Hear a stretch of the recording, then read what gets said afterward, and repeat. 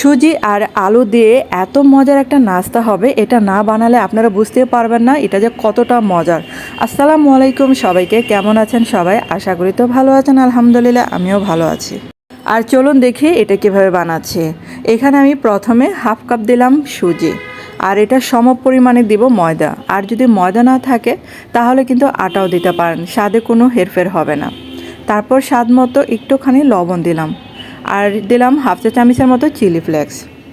এখন এই যে শুকনো উপকরণগুলো ভালো করে মিশিয়ে নিচ্ছি আমি। তারপর এখন একটুখানি দিলাম সাদা তেল। তারপর এই যে তেলটা দিয়ে হাতে ভালো করে মাখিয়ে নিয়েছি। আর আমার চ্যানেলে যারা নতুন আছেন, এখন আমার চ্যানেলটাকে সাবস্ক্রাইব করে রাখেনি, তাদের কাছে অনুরোধ রইল প্লিজ চ্যানেলটাকে সাবস্ক্রাইব করে আমার পাশে থাকবেন।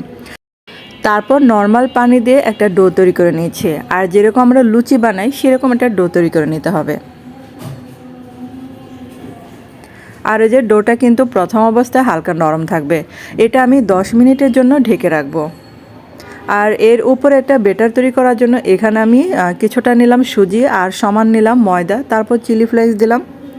আর এখন কিছুটা ধনেপাতা কুচি দিয়ে আমি উপরে বেটারটা তৈরি করে নেব। তারপর সামান্য পরিমাণে লবণ দিলাম, আর নর্মাল পানি দিয়ে একটা পাতলা বেটার তৈরি করে নেব। আর এটা কিন্তু কিছুক্ষণ রেখে দিলে সুজিটা টেনে আসবে, তার জন্য মানে প্রথমে পাতলা অবস্থায় করতে হবে। তারপর রেখে দিলে আস্তে আস্তে ঘন হয়ে আসবে বেটারটা।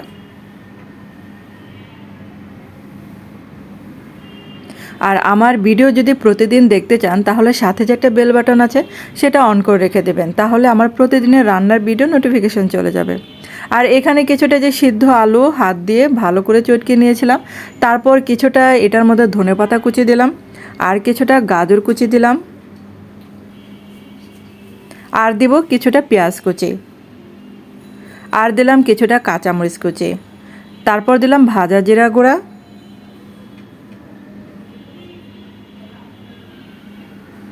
এখন দিলাম কিছুটা চিলি ফ্লেক্স,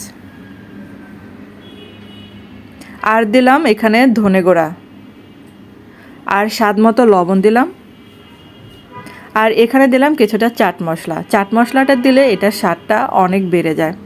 তারপর কিছুটা দিলাম বিট লবণ। এখন এই যে সমস্ত উপকরণগুলো ভালো করে মাখিয়ে নিতে হবে। এখন এই যে আলুর পুরটা মাখিয়ে নিলাম, তারপর এটা যে রেস্টে দিয়েছিলাম সেটা এখন দুইটা ভাগ করে নিচ্ছি। আর এটা দেখেন আস্তে আস্তে কিন্তু মানে শক্ত শক্ত হয়ে আসতেছিল, তার জন্য প্রথমে কিন্তু একটু নরম করে গুলতে হয়। এখন এই যে অর্ধেকটা নিয়ে আমি পিঁড়িতে কিছুটা ময়দা দিয়েছিলাম। তারপর এখন একটা রুটি বানিয়ে নিচ্ছি। আর এই যে রুটিটা কিন্তু এরকম পাতলা হবে, মানে বেশি মোটাও হবে না আর পাতলাও হবে না। তারপরে যে পুরটা এখন এটার উপর দিয়ে দিব। পরে আলুর পুরটা কিন্তু পুরাটা রুটিয়ে ভালো করে মাখিয়ে নিতে হবে। আর আলুর পুরটা যখন এরকম করে মাখিয়ে দেওয়া হবে তখনই এটা রোল বানিয়ে নেব। আর এটা কিন্তু যেরকম করে আমি রোল বানিয়ে নিয়েছি, তারপরে যে দুই সাইড একটু হাত দিয়ে একটু চেপে দিতে হবে যাতে ভাজার সময় খোলা না যায়।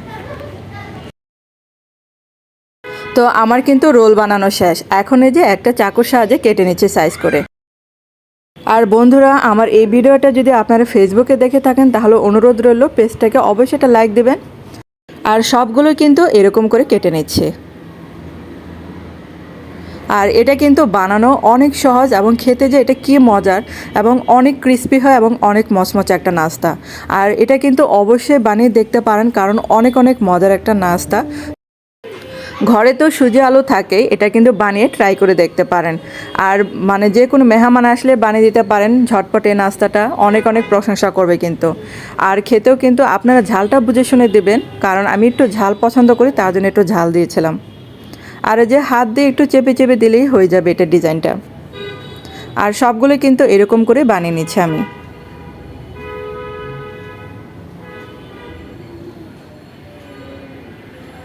আর এখন এই যে আরেকটু নাড়াচাড়া করলাম বেটারটা, এটা কিন্তু দেখেন অনেকটা ঘন হয়ে আসছিল। তারপরে যে একটা বেটারে ডুবিয়ে দিলাম, আর এই যে কাঁটা চামচ দিয়ে নাড়িয়ে চাড়িয়ে তারপর তেলে ভেজে নিতে হবে। আর এটা কিন্তু অবশ্যই কাঁটা চামচে দেবেন, তাহলে এক্সট্রা বেটারটা কিন্তু ঝরে পড়ে যাবে। এখন সেমভাবে সবগুলো দিয়ে দেব। আর চুলার জালটা কিন্তু মিডিয়াম টু হাই রাখতে হবে। আর এই নাস্তাটা কিন্তু অনেক অনেক মজার, তো বানিয়ে দেখতে পারেন। আর যদি আমার এই রেসিপি দেখে বানান তাহলে অবশ্যই কিন্তু কমেন্ট করে জানাবেন কেমন হলো আপনাদের কাছে রেসিপিটা। তারপর এটা যখন দুই সাইডে একটু ব্রাউন কালার চলে আসবে তখনই কিন্তু চুলা থেকে নামিয়ে ফেলবো। আর এটা কিন্তু অবশ্যই ক্রিস্পি করে ভেজে নিতে হবে। আর এগুলা দেখেন এই যে কালার চলে আসছে দুই সাইডে ডিপ কালার, তো আমি কিন্তু এখন চুলা থেকে নামিয়ে ফেলছি এগুলা। পরেরগুলো কিন্তু সেমভাবে ভেজে নেব।